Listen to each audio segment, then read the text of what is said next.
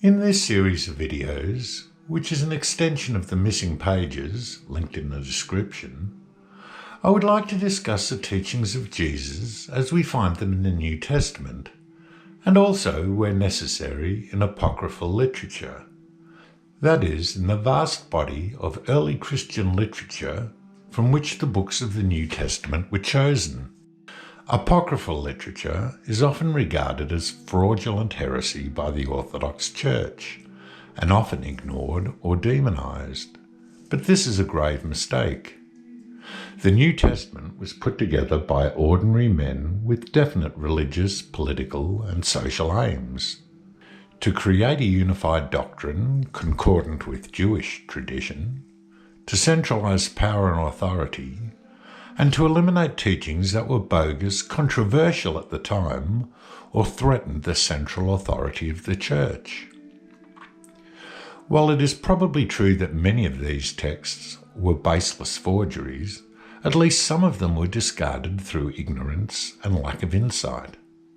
The Gospel of Thomas and the Hymn of the Pearl are prime examples of that, I am quite certain, and there are several others.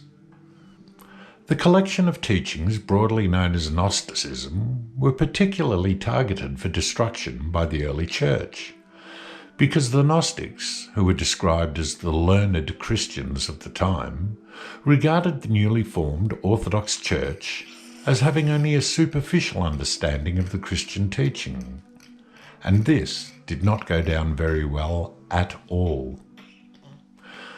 But the Gnostics had an important point. Every Christian will acknowledge that Jesus had knowledge, profound insight, and understanding far exceeding that of common people of his time and our own.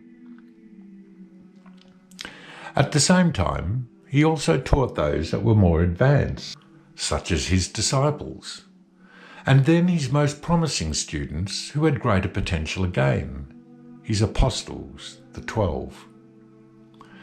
Therefore, there are at least three depths of teachings appropriate for people with different potentials and capacities. As far as I can see, this was the genius of the teachings of Jesus, because in one and the same teaching there was truth, understanding, and insight offered of different depths, suited to and accessible to those of all levels. And this is truly remarkable.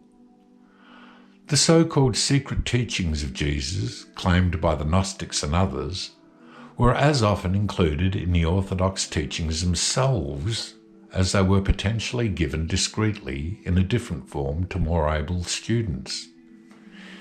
In any case, I am constantly amazed at the deep psychological insights which can be unpacked from the teachings of Jesus as we find them in the New Testament.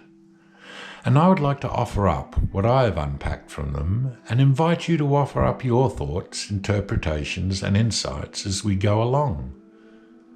In my experience, many of these teachings, even the well-known ones that we hardly ponder anymore, are surprisingly rich in content and are routinely missed in sermons we listen to.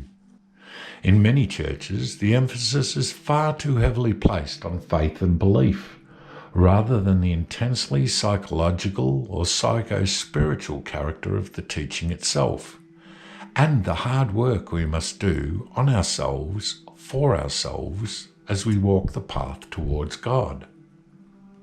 It is not enough to believe in God and have faith that in doing so we will be saved by the grace of God and by the blood of Jesus. That's far too easy. And this is not at all what is asked of us in the teachings of Jesus. So if there are biblical verses you find impactful, meaningful, or worthy of unpacking that contain ideas or insight ordinarily missed, please highlight them in the comment section and we can explore them together. I think our biggest mistakes as students of the teaching of Jesus is to think we can read them and immediately understand them in all their depth, even with the help of our priests and ministers. In my experience, some teachings take years of pondering to even approximately understand, and often even then only with the help of other teachings from philosophy, modern psychology, Jewish mysticism, non-canonical literature, the teachings of Gurdjieff, and even Buddhism. In order to understand some of these teachings, we need all the help we can get.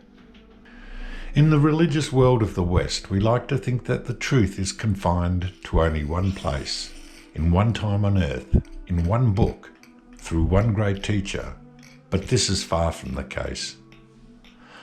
But have no fear, my intention here is not to spread lies and heresy. The main focus will be on the red letter teachings of Jesus, and I will introduce other ideas only when they might serve to deepen our understanding of them. I do not for a moment regard myself as any kind of expert or authority on the teachings of Jesus.